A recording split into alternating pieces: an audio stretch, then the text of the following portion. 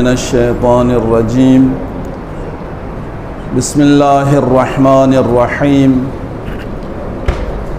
الحمد لله رب العالمين والعاقبة للمتقين والصلاة والسلام على أشرف الأنبياء والمرسلين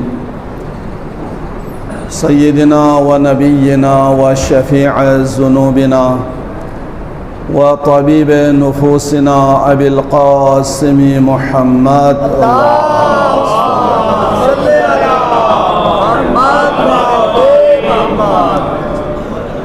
وعلى أهل بيته الطيبين الطاهرين المعصومين الذين أذهب الله عنهم الرجس وطهرهم تطهيرا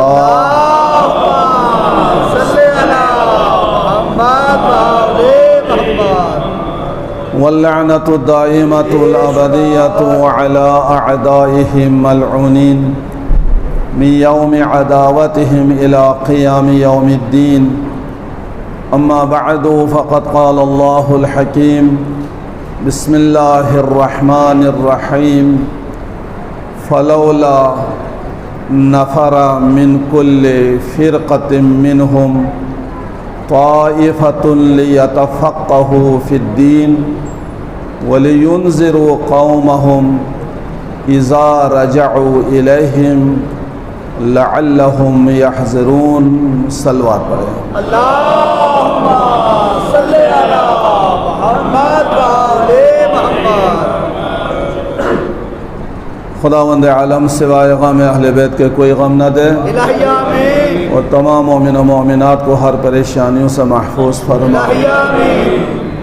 مومن کرام، مسجد اللہ کا گھر ہے بے شک اور یہاں اللہ کا ذکر ہونا چاہیے. بے شک. میں اپنے درسوں میں بارہا عرض کر چکا ہوں کہ اذان کے دوران بھی ہماری گفتگو جاری رہتی ہے. اولاً تو یہاں آنا ہے ذکر الہی کے لیے، ہاتھ میں تسبیح رکھو، اللہ کا ذکر کرو. ایک تسبیح کا ثواب 1,24,000 انبیاء سے مصافحہ کے ثواب ہے. تو ہماری اس دنیاوی گفتگو کی وجہ سے اس عظیم سعادت سے ہم محروم رہ جاتے ہیں. کوشش کریں غیر ضروری کوئی بات مسجد کے اندر نہ کریں. ہاں، اگر ضروری اصلاحی باتیں ہوں وہ آپ کو انشاءاللہ اجر کثیر اللہ عطا کرے گا، لیکن جو غیر ضروری باتیں ہیں جن کا مسجد سے کوئی یہاں کرنے کی ضرورت ہی نہیں ہے، ایسی باتیں مسجد میں کرنے سے پرہیز کرنا چاہیے. یہی تو خالق کائنات ہمیں علم حاصل کرنے کی طرف متوجہ فرما رہا ہے سبحان اللہ. کہ سب مسائل سے جاہل نہ رہے. 100 آدمی ہے، 100 میں سے 100 کے 100 عالم بننا بھی ضروری نہیں ہے. ساری دنیا کے ہر انسان انجینئر نہیں بن سکتا، ہر انسان ڈاکٹر نہیں بن سکتا، ہر انسان عالم نہیں بن سکتا. کچھ عالم ہوتے ہیں، کچھ انجینئر ہوتے ہیں، کچھ ڈاکٹر ہوتے ہیں، کچھ تاجر ہوتے ہیں، کچھ مزدور ہوتے ہیں. یہی ہے نا. تو خالق کائنات کا بھی ارشاد ہے کہ تمہاری جماعت میں سے کچھ لوگ اپنے گھروں سے باہر کیوں نہیں نکلتے؟ علم حاصل کرنے کے لیے نکلو. شیخ برادری میں 11 قبیلے ہیں، ہے نا. خالق کا ارشاد ہے 11 قبائل میں سے کوئی بندہ ہی عالم نہ ہو. الحمدللہ 2-4 عالم ہے اس وقت، لیکن خالق کائنات کا ارشاد ہے کہ تمہارے ہر جماعت میں ایک گروہ کیوں نہیں نکلتے؟ لِيَتَفَقَّهُوا فِي الدِّينِ، تاکہ وہ لوگ دین حاصل کریں، فقیہ بنے اور اپنے گھروں میں علاقے میں واپس آ کے وَلِيُنذِرُوا قَوْمَهُمْ، اپنے قوم کو اللہ کے ناراضگی سے ڈرا دے. لعلہم یحذرون، تاکہ یہ لوگ ان کے دل میں اللہ کا خوف آئے، اللہ کا دین، اللہ کی شریعت، اللہ کے احکامات پر عمل کرنا شروع کرے۔ تو لہٰذا خالق نے بھی ہمیں علم حاصل کرنے کی طرف متوجہ کیا ہے۔ جب سے یہ عالم وجود میں آیا ہے اور جب سے اس زمین پر سبزہ لہلہانا شروع کیا ہے اور جب سے احکم الحاکمین نے لفظ کن سے اس زمین کے فرش کو بچھایا ہے، اس وقت سے لے کر آج تک اور آج سے لے کر قیامت تک ہر قوم، ہر مذہب، ہر ملت علم کا مداح خوان رہا ہے اور رہے گا۔ سبحان اللہ۔ دنیا کے ہر ذی شعور، ہر ذی فہم کا یہ متفقہ فیصلہ ہے کہ علم ایک بڑی دولت ہے۔ علم ہی سے انسان زینہ کمال پر جا سکتا ہے۔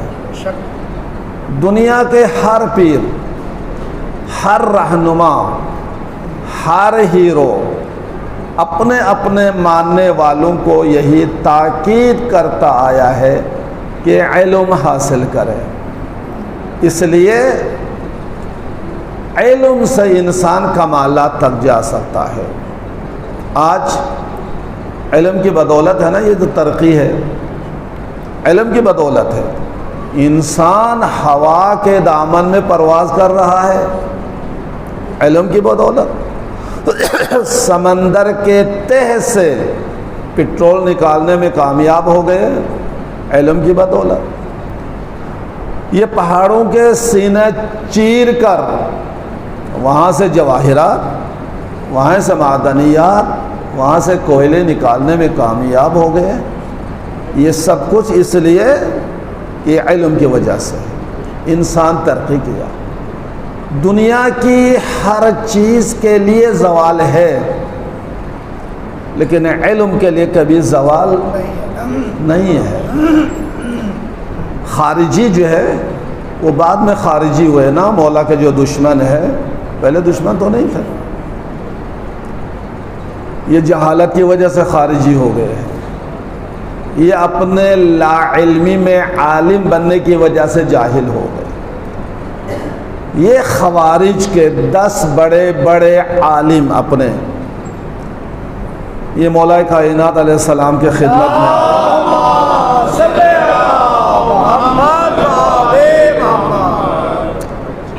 اور انہوں نے پوچھا یا علی، کیا رسول اللہ صلی اللہ علیہ وآلہ وسلم کے یہ حدیث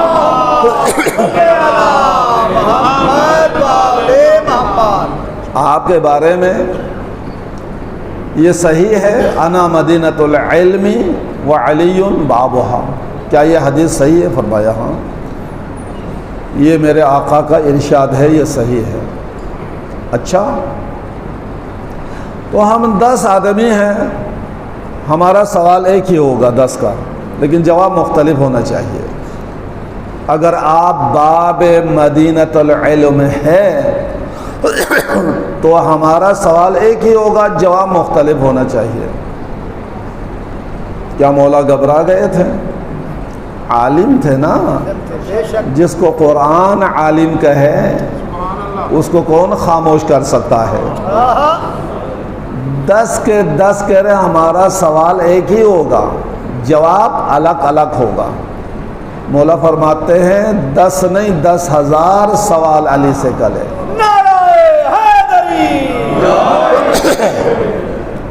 ہر ایک نے سوال کیا، ایک ہی سوال، یہ فرمائیں علم بہتر ہے یا مال بہتر ہے؟ فرمایا علم بہتر ہے۔ دلیل کیا ہے؟ فرمایا اس لیے کہ علم پرانا نہیں ہوتا، مال پڑے پڑے پرانا ہو جاتا ہے۔ دوسرے کے جواب میں فرمایا علم کے لیے چوری کا خطرہ نہیں ہوتا، مال کے لیے چوری کا خطرہ ہے۔ تیسرے کے جواب میں فرمایا علم استعمال کرنے سے بڑھ جاتا ہے، لیکن مال استعمال کرنے سے گھٹ جاتا ہے۔ چوتھے کے جواب دیا کہ تجھے مال کی حفاظت کرنا پڑتا ہے اور علم تیری حفاظت کرتا ہے، سبحان اللہ۔ لہٰذا ہر ایک کے جواب میرے مولا نے الگ الگ دیا۔ 10ویں کے جواب پر میرے مولا مسکرا کر فرماتا ہے کہ اگر قیامت تک علی سے یہی سوال کرے تو علی قیامت تک الگ جواب دیتا جائے گا۔ سبحان اللہ۔ علم نور ہے، علم انسان کو کمالات تک پہنچا دیتا ہے۔ علم حاصل کرنے کی خدا نے ہمیں حکم بھی دیا۔ انبیاء کو اگر رتبہ دیا ہے اللہ نے علم کی وجہ سے ہے۔ آدم کو خلافت ملی ہے تو علم کی وجہ سے ہے نا۔ تو علم ایک نور ہے، ایک جوہر ہے، علم ایک خزانہ ہے۔ لیکن آج کل ہم کیا دیکھ رہے ہیں، جیسے جیسے علم بڑھتا جا رہا ہے اسی علم کے بڑھنے کے ساتھ ساتھ مذہبی اختلافات بھی بڑھتا جا رہا ہے۔ علم کے اضافہ ہونے کے ساتھ ساتھ انسان کے اختلافات میں کمی ہونی چاہیے تھی یا نہیں؟ وہ ایک نور ہے علم، تو یہ لڑنا اختلاف کرنا یہ جہالت ہے۔ علم میں اضافہ ہوتا جا رہا ہے تو انسان کے علم میں اضافہ ہونے کے ساتھ ساتھ اختلافات میں کمی ہونی چاہیے تھی۔ لیکن آج دیکھو اس ترقی کے دور میں کتنے اختلافات ہیں۔ تو وارثان علم نے بتا دیا صرف یہ جو علم کافی نہیں ہے، اس علم کے ساتھ دو چیزیں لازماً ہونی چاہیے۔ اس علم کے ساتھ ایمان بھی ہونا چاہیے، اس علم کے ساتھ عمل بھی ہونا چاہیے۔ اگر علم ہے ایمان نہیں ہے، عمل نہیں ہے، تو وہ علم اس کو شیطانی حرکات کی طرف لے جانا ہے۔ آج آپ دیکھ رہے ہیں نا، جہالت کی انتہا ہے۔ اگر ایمان بھی نہیں ہے، عمل بھی نہیں ہے، تو وہ علم آپ کو الٹا اثر کرے گا، وہ شیطانی حرکات کا مرتکب ہوگا، اور وہ ہمیشہ انسان کو شیطان کی طرف، گمراہی کی طرف لے جائے گا۔ اگر علم ایمان کے ساتھ ہو، اگر علم عمل کے ساتھ ہو، تو پھر وہ علم نور ہے۔ اسی لیے فرمایا العلم بدون العمل وبال، علم عمل کے بغیر وبال ہے، بوجھ ہے، کوئی فائدہ نہیں ہے۔ والعمل بدون العلم ضلال، اور عمل جو ہے بغیر علم کے گمراہی ہے۔ عمل تو کیا بغیر علم کے کیا ہے تو یہ گمراہی ہے۔ لہذا علم ایک نور ہے، لیکن اگر علم کے ساتھ ایمان بھی ہو اور عمل بھی ہو۔ دنیا والے ان لوگوں کے پاس سے علم حاصل نہیں کیا جس کو خالق نے علم دے کے بھیجا تھا، اس دروازے کی طرف نہیں جھکے، ان لوگوں کی طرف جھک گئے جنہوں نے ایک عبا اور قبا اوڑے رکھا تھا۔ حقیقتاً ان کو نہ قرآن سے واسطہ تھا نہ کوئی حدیث سے واسطہ تھا، جس کی وجہ سے گمراہی میں اضافہ ہو گیا۔ علم کے عبا تو اوڑے ہوئے تھے، لباس میں تھے، لیکن عالم نہیں تھے۔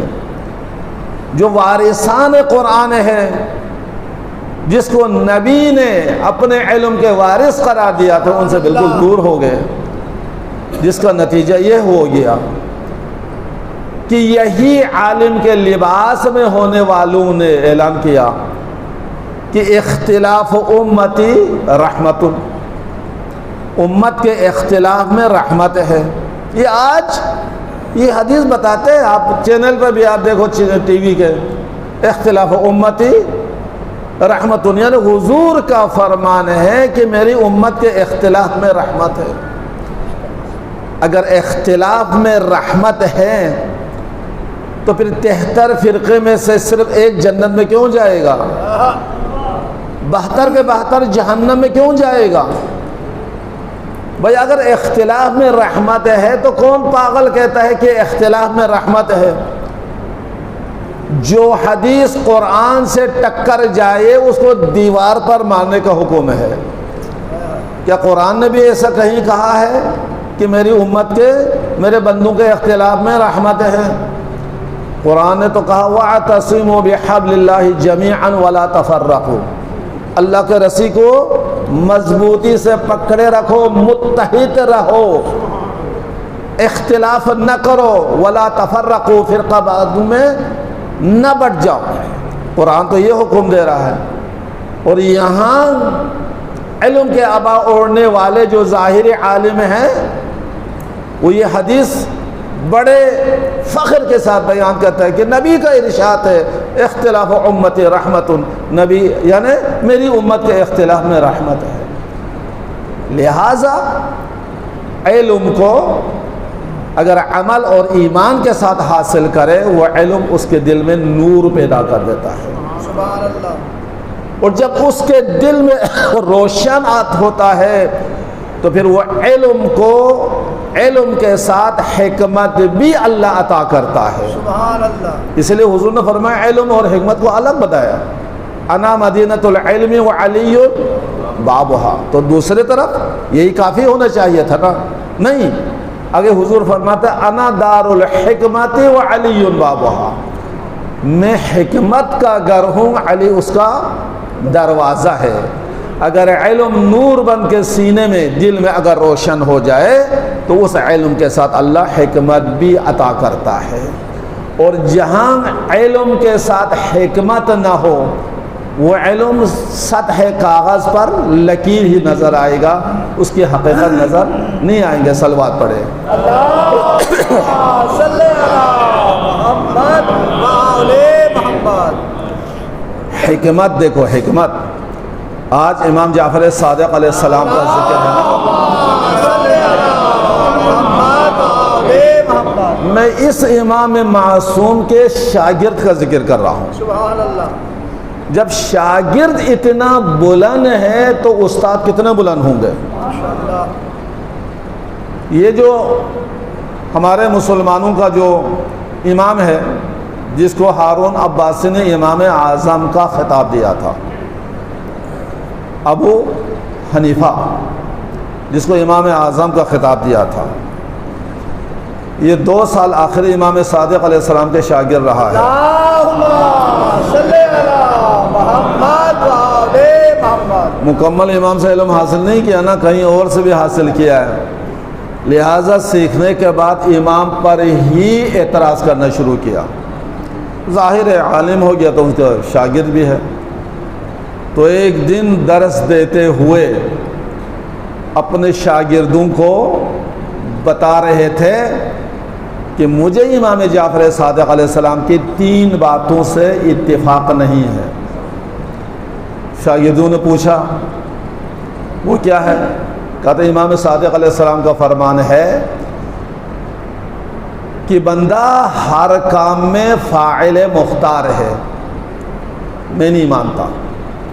بندہ ہر کام میں مجبور ہے، جو کچھ ہم کرتے ہیں وہ اللہ کی طرف سے ہے، بندوں کی طرف سے نہیں ہے، پہلی بات۔ دوسری بات، امام صادق علیہ السلام فرماتے ہیں کہ اللہ ہے لیکن دیکھنے میں نہیں آتا۔ بھائی ایک چیز موجود ہو اور دیکھنے میں نہ آئے کیسے ہو سکتا ہے؟ تیسری بات، امام فرماتے ہیں کہ شیطان جہنم میں جائے گا، جل جائے گا۔ بھائی وہ بھی آگ ہے، یہ بھی آگ ہے، آگ کو کیا نقصان پہنچائے گا؟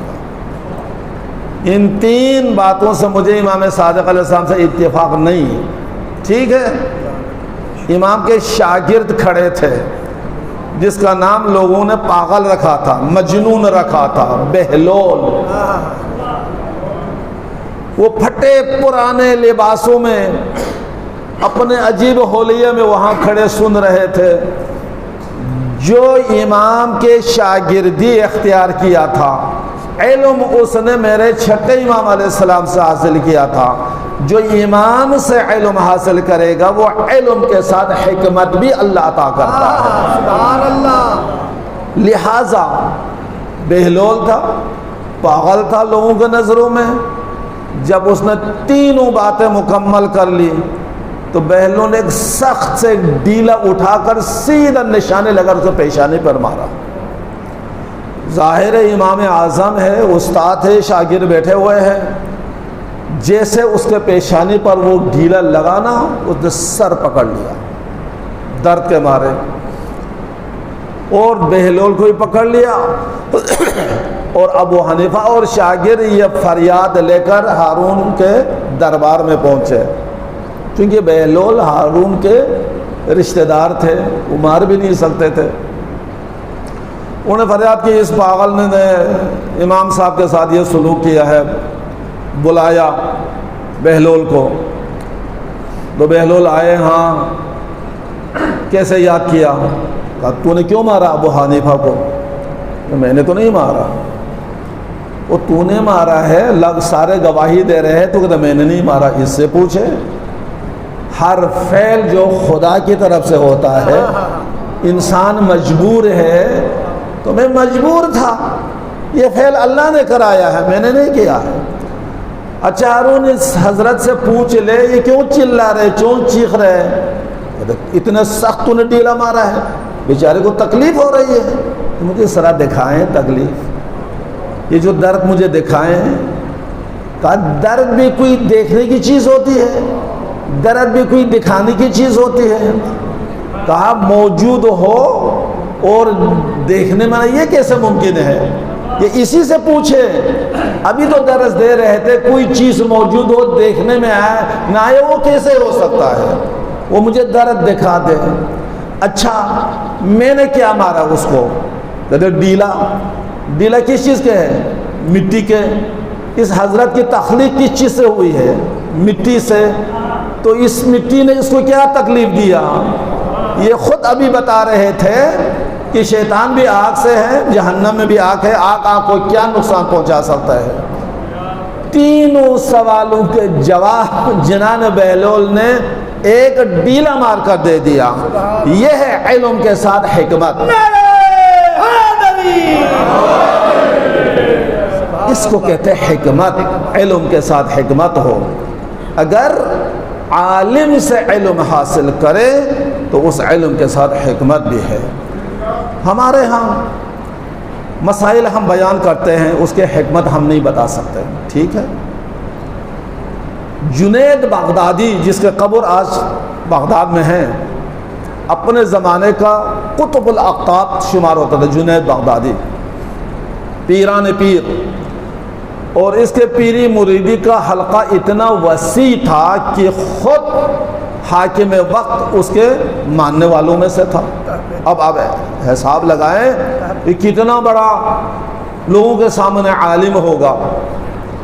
یہ جنید بغدادی شاگردوں کے ساتھ ظاہر ہے، جس کے مریدوں میں خود حاکم وقت ہو تو کتنا پروٹوکول، کتنی عزت ہوگی اس کی، کتنی شہرت ہوگی۔ یہ بغداد کے گلی سے گزرتے ہوئے جناب بہلول سے آمنا سامنا ہو گیا۔ وہ بہلول جو لکڑی کے ڈنڈے ہاتھ میں لے کر اس پر سوار ہو کہتا ہے میرے گھوڑے تمہیں لات مارے گا، آپ پیچھے ہٹ جاؤ۔ وہ پکڑ لوگوں کے سامنے، اور اتنا بڑا پیر قطب الاقطاب شمار ہوتا تھا، اس نے راستہ روک لیا۔ سمجھتا تھا یہ کوئی معمولی شخصیت نہیں ہے بہلول، سمجھتا تھا، روک کر کہا بہلول میں نے سنا ہے تجھے فقہ آل محمد میں، علم آل محمد میں کافی دسترس حاصل ہے، کچھ نصیحت کی باتیں تو کر لے مجھ سے۔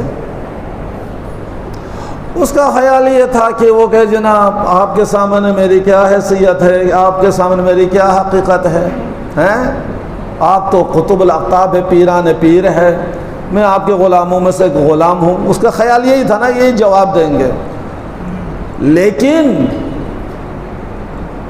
یہ صادق آل محمد کے درس کے شاگرد تھے۔ سبحان اللہ۔ کوئی معمولی ہستی نہیں ہے. بے شک.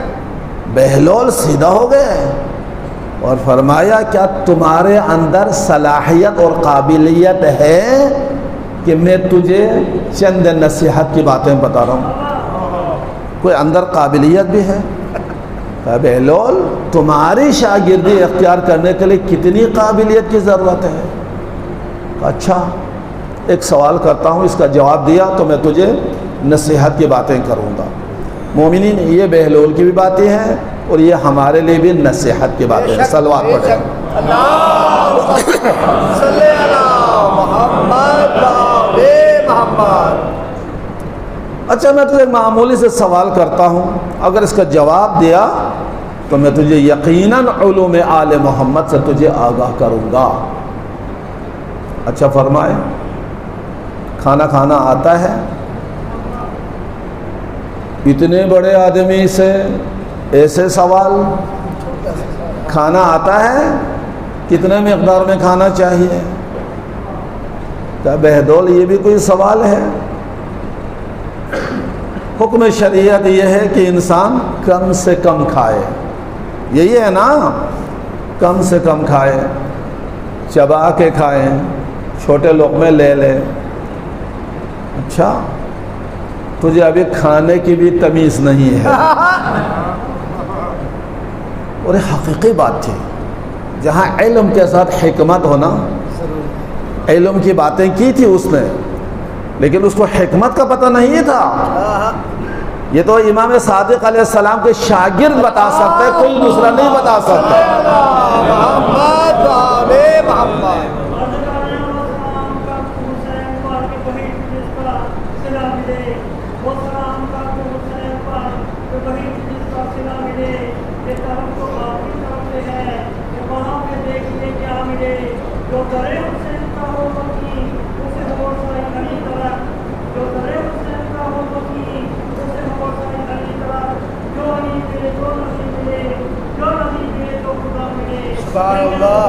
اللہ صلی علی محمد و آل محمد.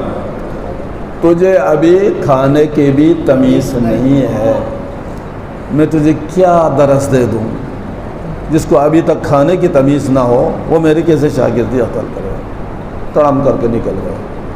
سارے پریشان، پیر صاحب پریشان، مرید سارے پریشان. اس پاگل نے کیا بات کی؟ کہتے ہمارے پیر صاحب، اس کو سلام کرتے، اس کے جوتے میں جھک جاتے. کسی نے کہا یہ علی کا ملنگ ہے، بزرگوں کی عزت نہیں کرتے.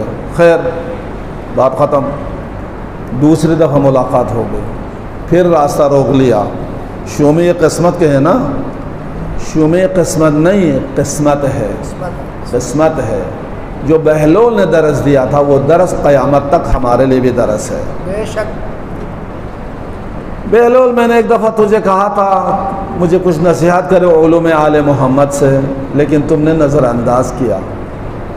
آج مہربانی کچھ باتیں کرو. کہنا میں پہلے بھی کہہ چکا ہوں، اگر تمہارے اندر صلاحیت ہے میری شاگردی اختیار کرنے کے تو میں ضرور تجھے علوم آل محمد سے آگاہ کروں گا. اچھا میں ایک اور سوال کرتا ہوں، بولنا آتا ہے؟ کہا یہ بھی کوئی سوال ہے؟ انسان کم سے کم بولے. حکم شریعت یہ ہے تاکہ کرام الکاتبین کم سے کم لکھے، نامہ اعمال میں زیادہ لکھائی نہ ہو. بہلول کو پہلے سے زیادہ غصہ آ گیا. تجھے نہ کھانے کی تمیز ہے نہ بولنے کی تمیز ہے، کیوں پیر بنے لوگوں کو گمراہ کر رہے ہو؟ جس کو ابتدائی علم کا ہی پتہ نہیں ہے وہ کیسے اپنے آپ کو پیر سمجھتے ہیں؟ یہ کہہ کر چلے گئے پریشان. اب تیسری دفعہ ملاقات ہو گئی، پھر روک لیا، پھر پوچھا. کہا سونا آتا ہے؟ کہا شریعہ حکم ہے کم کھائے، کم بولے، کم سوئے، یہ شریعت کا حکم ہے. بہلول نے اسی وقت اس کو جھنجھوڑ دیا کہ کیوں اپنے آپ کو پیر بنا رکھا ہے. جس کو ابتدائی تعلیم کا ہی پتہ نہیں ہے وہ بہلول سے پوچھنے کی کیا ضرورت ہے؟ ابھی آل محمد کے کسی طالب علم کے پاس بیٹھ کر ابتدائی تعلیم تو حاصل کرو، پھر میں بہلول تجھے علوم آل محمد سے آگاہ کروں گا۔ یہ کہتے ہوئے بہلول وہاں سے چل پڑے اور یہ لوگ سیدھا ہارون کے دربار میں پہنچے کہ اس پاگل نے صرف میرے نہیں شریعت مصطفیٰ کی توہین کی ہے، اور شریعت میں یہی ہے کہ انسان کم کھائیں، کم بولے اور کم سوئے۔ تو ہارون کو غصہ آ گیا کیونکہ وہ بھی اسی مریدوں میں سے تھا، کہ بہلول کو بلاؤ۔ بہلول آیا تو وقت کے تمام درباری ملا بیٹھے ہوئے تھے، سلام کیا، کسی نے سلام کا جواب تک نہیں دیا۔ ہارون سے پوچھے مجھے کیوں بلایا ہے؟ ہارون نے غصے میں آ کر کہا کیوں بہلول یہ بتاؤ، کیا جنید بغدادی نے ہمارے پیر صاحب نے تمہارے تینوں سوالوں کا جواب ٹھیک نہیں دیا تھا؟ بہلول نے مسکرا کر کہا اگر اس کو کسی نے ٹھیک پڑھایا ہوتا، اگر ٹھیک پڑھایا ہوتا تو آج ٹھیک جواب دیتا، اس کو کسی نے ٹھیک پڑھایا ہی نہیں ہے۔ بس یہ کہنا تھا۔ جتنے بھی علماء تھے وہ غصے میں کہا غلط کہہ رہے، جو شرعی حکم یہ ہے کم کھائیں، کم بولے اور کم سوئے۔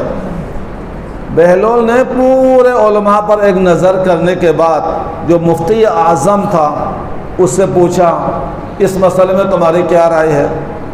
کہا جو انہوں نے جواب دیا بالکل صحیح ہے۔ کہا میں نے سمجھا تھا کہ ایک جنید بغدادی صاحب جاہل ہے، یہاں تو سارے کے سارے جاہل ہیں۔ ظاہر ہے مومنین ایسے دربار میں بادشاہ کا دربار ہے اور پیران پیر ہے، بڑے بڑے علماء بیٹھے ہیں، وہاں ایک مجنون آ کر اس طرح کہے توہین ہے نا۔ لیکن ہارون نے قسم کھا کر کہا اگر یہ ساروں کی باتیں غلط، تمہاری باتیں ٹھیک ہے تو صحیح جواب دو، ورنہ اسی دربار میں تیرے سر قلم کروں گا۔ اب علم کے ساتھ حکمت والی بات ہے، ٹھیک ہے؟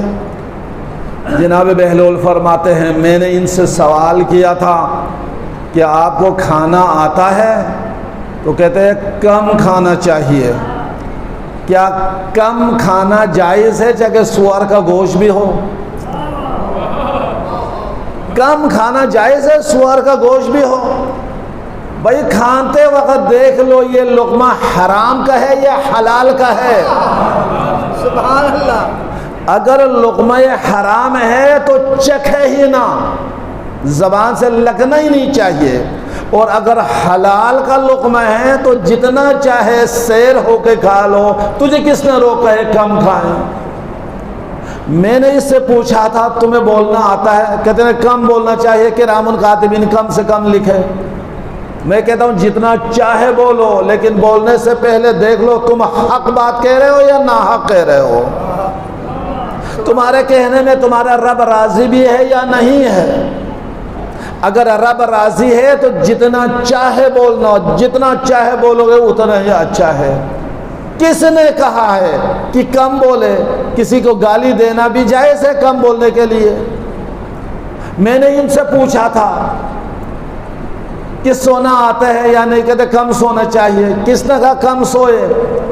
میں کہتا ہوں سرہانے پر سر رکھنے سے پہلے دیکھ لو کسی کا حق تمہارے ذمہ تو نہیں ہے۔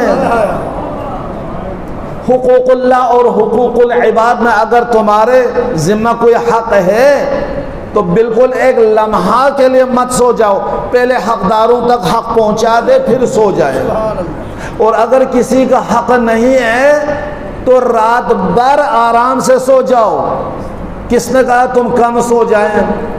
اگر خدا اور رسول کا کھاتا صاف کر کے اگر تم سو گیا اور نہیں اٹھ سکا تو تمہارا نہ اٹھنا بھی تیرے لیے مبارک ہے۔ کتنے لوگ ہیں سو گئے لیکن جاگ نہ سکے، لہٰذا تیرے ذمہ حقوق اللہ نہیں ہے، حقوق العباد نہیں ہے، تو تمہارا پوری رات سونا بھی مبارک، اگر تم نہ اٹھ سکے نہ اٹھنا بھی تمہارے لیے مبارک۔ وہ عالم جو پیران پیر سمجھا جاتا تھا وہ اپنے آپ کو سب سے بڑا عالم سمجھا جاتا تھا، وہ بہلول کے قدموں پر گر گیا اور اس نے اقرار کیا، بہلول واقعاً تم عالم ہو، میں ابھی تمہارے شاگرد کے بھی قابل نہیں ہے۔ یہ مومنین آل محمد کے علوم سے فیض حاصل کرنے والوں کا مرتبہ۔ جب ان کا مرتبہ اتنا بلند ہو تو اس امام کا مرتبہ کتنا بلند ہونا چاہیے، وہ کتنا بلند ہوگا۔ ان کے ایک ادنا شاگرد کو لوگ نہیں سمجھ سکے تو میرے امام کو کیسے سمجھیں گے؟ ان کو برداشت نہیں کر سکے تو امام کو کیسے برداشت کرنا تھا؟ بس مومنین اسی وجہ سے میرے مولا کو سکون کا سانس لینا بھی نہیں دیا۔ اس عباسی حکمرانوں نے، خاص کر منصور دوانقی ملعون نے امام کو قتل کرنے کی بڑی دفعہ کوشش کی، مدینے سے بغداد کئی دفعہ بلایا لیکن وہ کامیاب نہیں ہو سکا۔ تو آخر وہی حربہ استعمال کیا نا جو بادشاہ نے وقت کرتے ہیں۔ والی مدینہ محمد بن سلیمان کو زہر بھیجا، زہر ہلاہل، اور اس کو انگور میں شامل کر کے امام کو کھلانا ہے۔ کتنے مظلوم ہیں ہمارے امام، کتنے مظلوم ہیں۔ نانا کے مدینے میں اتنے مظلوم ہے، اتنا زہر ہلاہل ظالم قسم کے زہر بھیجا، اور والی مدینہ نے انگور میں وہ زہر ملا دیا اور امام کو دعوت دیا، اور دعوت دینے کے بعد کچھ انگور کے دانوں میں زہر ملا کر امام کی طرف، جہاں زہر ملا تھا، جہاں زہر نہیں تھا وہ اپنے طرف کیا۔ یہ بادشاہ وقت نے اسپیشل طور پر آپ کے لیے بھیجا ہے، کھائیے۔ امام اس کی طرف دیکھتا ہے، میں کھاؤں تب بھی میں قتل ہو جاؤں گا، میں نہ کھاؤں تب بھی قتل ہو جاؤں گا۔ لہٰذا اس نے دانے اٹھا کر محمد بن سلیمان نے کھانا شروع کیا جس میں زہر نہیں تھا۔ ادھر امام کو تاکہ فرزند رسول تناول فرما لیجئے، چند دانے میرے امام نے ابھی تناول فرما ہی لیا تھا، پورا زہر کا اثر جسم میں پھیل گیا۔ امام اپنی جگہ سے اٹھے، کہا مولا کھائیں نا، بس تمہارا مطلب حل ہو گیا، تمہارا مقصد حل ہو گیا۔ وہاں سے امام دولت سرا تشریف لائے، پورے جسم میں زہر پھیل گیا۔ مومنین سادات کے گھرانے میں ایک پریشانی شروع ہو گئی، اور اس بستر پر امام نے تڑپنا شروع کیا اس زہر کی وجہ سے۔ مومنین دعا کرے خدا کسی بیٹی کو باپ کی ایسی حالت نہ دکھائے۔ بیٹیاں ہوتی ہیں نا، دو چھوٹی چھوٹی شہزادیاں تھیں، ان شہزادیوں نے باپ کی حالت کو دیکھ کر تڑپنا شروع کیا، اور پتہ چلا کہ بابا کو کسی ظالم نے زہر دیا ہے، تو یہ دونوں بچیاں غش پر غش کھا رہی تھی۔ جب ہوش آتی تھی تو خاندان کے بزرگوں کو لپٹ کر التجا کرتے تھی، اور امام موسیٰ کاظم علیہ السلام سے لپٹ کر رو کر دونوں بچیاں کہہ رہی ہے بھیا کوئی تدبیر سوچے میرے بابا بچ جائے، میرے بابا بچ جائے۔ لیکن اتنا ظالم زہر تھا کہ امام نے دونوں بچیوں کو سینے سے لگایا، ان کو تسلی دی، لیکن وہ بیٹیاں ہیں کہاں تسلی ہو جاتے ہیں۔ مومنین آخر وہی زہر کی وجہ سے آخری وقت امام موسیٰ کاظم علیہ السلام کو بلا کر سینے سے لگا کر اسرار امامت آپ کے سپرد کیا، اور تاکید کی بیٹا اپنے ان دونوں بہنوں کا خیال رکھنا، میرے ان دونوں شہزادوں کا خیال رکھنا۔ اور ان بچیوں کے وصیت کرنے کے بعد امام کی شہادت ہوئی، اور امام کا جنازہ مدینے سے اٹھا، وہ امام جو 4000 شاگردوں کو بیک وقت پڑھاتے تھے، اس امام کا جنازہ اٹھایا تو ان بچیوں کی حالت کیا ہوئی ہوگی؟ ان بچوں نے سر پیٹ کر گریہ کیا، ہائے میرے بابا، ہائے میرے بابا، آپ کے ساتھ امت نے کیا سلوک کیا، آئیں ان شہزادیوں کو پرسہ دے دے۔ اے میرے مولا کی شہزادیاں، آپ کے بابا مظلوم شہید ہوئے، آپ دونوں تو بڑے خوش نصیب ہے، آپ نے جی بھر کر اپنے بابا پر گریہ تو کیا نا، بابا کے پیشانی کو تو چوم لیا نا، بابا کا اٹھتا ہوا جنازہ تو دیکھ لیا نا، آئیں ہم سب مل کر کربلا جاتے ہیں، حسین کی مظلومہ بیٹی کو پرسہ دیتے ہیں، جن کو نہ بابا کا جنازہ اٹھتا ہوا دیکھا، نہ بابا کے زخموں کو چومنا نصیب ہوا۔ آپ دونوں تو جی بھر کر بابا پر گریہ کیا ہوگا، لیکن حسین کی بیٹی ترستی رہی، میں جی بھر کر اپنے بابا پر گریہ کروں، لیکن حسین کی بیٹی کی قسمت اپنے بابا پر ایک لمحہ آزادی سے رونا نصیب نہیں ہوا۔ اور جب شام و کوفہ کے راستے میں سر اطہر کو دیکھ کر سکینہ بابا کہہ کر روتی تھی، تو ظالم نیزوں کی انیوں کے ذریعے سے حسین کی بیٹی کو خاموش کرتے تھے۔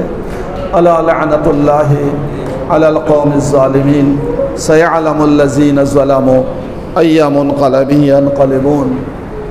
اللہم صل علی محمد وآل محمد، اللہم صل علی محمد وآل محمد، اللہم انا نسألک وندعوک ونقسم علیک باسمک العظیم الاعظم العز الاجل الاکرم، یا اللہ یا اللہ یا اللہ یا اللہ یا اللہ یا اللہ یا اللہ یا اللہ یا اللہ یا اللہم صل علی محمد وآل محمد، یا حامد بحق محمد، یا اعلی بحق علی، یا فاطر بحق فاطمہ، یا محسن بحق الحسن، یا قدیم الاحسان بحق الحسین۔ مالک کائنات، اس پرسداری کو بانیان سامعین کے طرف سے امام زمانہ علیہ السلام کے بارگاہ میں قبول و منظور فرما۔ اس امام معصوم کا صدقہ، اس امام مظلوم کا صدقہ آج تک کے گناہوں کو معاف فرما، ہماری عاقبت بخیر فرما، خاندان عصمت کی محبت و مودت سے ہمارے دلوں کو روشن فرما، ان پاک ہستیوں کی سیرت پر چلنے کی توفیق عطا فرما، مالک ان پاک ہستیوں کی شفاعت ہم گناہگاروں کو نصیب فرما، ان پاک ہستیوں کے صدقے میں تمام مومن و مومنات کی پریشانیوں کو دور فرما، مشکلات کو آسان فرما، بیماروں کو شفا عطا فرما، ہمارے وارث کے ظہور میں تعجیل فرما، ہم سب کو مولا کے اعوان و انصار میں شامل فرما، مولا کے صدقہ کرونا بیماری سے ہم سب کو محفوظ فرما، اس میں مبتلا تمام افراد کو شفاء عاجل عطا فرما، مالک کائنات تجھے واسطہ محمد و آل محمد علیہ السلام کا بانیان کی توفیقات خیر میں اضافہ عطا فرما، ڈاکٹر یعصوب کی تمام مشکلات کو آسان فرما، ان کی تمام پریشانیوں کو دور فرما، ان کی توفیقات خیر میں اضافہ عطا فرما، ان کے والدین اور خاندان کے مرحومین کو مغفرت عطا فرما، ان کو ان کے بچوں کو صحت و سلامتی عطا فرما، بچوں کے مستقبل کو روشن سے روشن تر فرما، خدایا بحق محمد وآل محمد ہماری دعاؤں کو مستجاب فرما، جتنے بھی حاضرین مومنین جتنے دیر آئے ہیں بیٹھے ہیں سنتے رہے، ان کا آنا سننا قبول و منظور فرما، مالک ہماری دعاؤں کو مستجاب فرما، برحمتک یا ارحم الراحمین۔ رحم اللہ من یقرأ الفاتحہ۔ بسم اللہ۔